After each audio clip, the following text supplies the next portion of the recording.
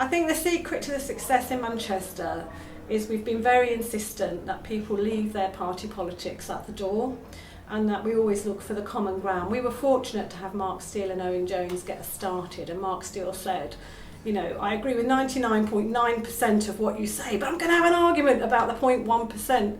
And we just don't do that in Manchester. You know, what we argue and discuss about is strategy and tactics about what's the action we should take. And every People's Assembly meeting never finishes without a set of actions at the end of it, because that's what we're for. All our groups that are in it do the kind of a lot of detailed policy work and find out all the information and put across the arguments. What we're here to do is articulate that on the largest, most visible, most interactive, most inclusive scale that we can.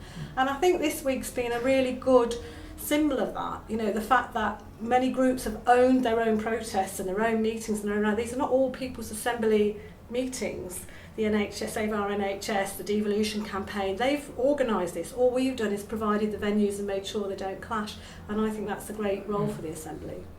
My name's John Hillary. I'm the Executive Director of War on Want, and also part of the People's Assembly. War on Want was right there at the beginning, launching the People's Assembly as a broad-based movement of opposition to austerity in Britain, but also across Europe and in the wider world. And so we're really pleased to be here in Manchester this week. One thing that was really striking in the protests today and yesterday was the inflatable horse you had, Trojan horse, which I think was representing TTIP. But for people who don't know, could you say what this weird acronym TTIP actually means? What is it?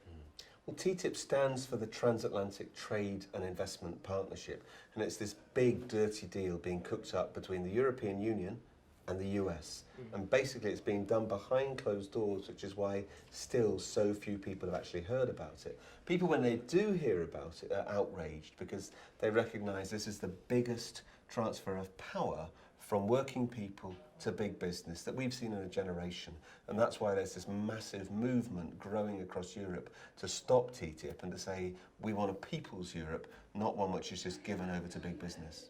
Well, I think there's immense value of protests, as we've seen this week. I think actually the protest we had on Sunday, whether or not it immediately stops Tory policies, highlights the great strength of feeling there is against these policies, and also means that the Tory conference isn't able to just project its message as it wants to get across, but it's forced to have to confront the questions that the protesters are bringing up over a whole range of issues. This one is ending austerity, getting over the idea that the fiscal deficit that the government has is the most important thing out there. That seems like a simple, clear demand to raise. There is no reason to impose this.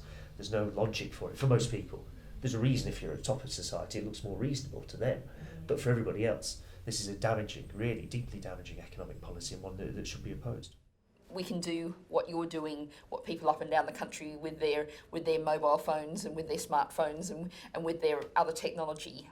People becoming their own journalists, becoming their own media. And it's tremendously exciting because it's a really critical democratisation of our society when we've democratised the media. And, you know, anyone with a mobile phone, with a little video camera can actually record a really crucial bit of footage, stick it on YouTube or whatever, and it's out there. It's visible, and it can go out around the world and change politics, change history.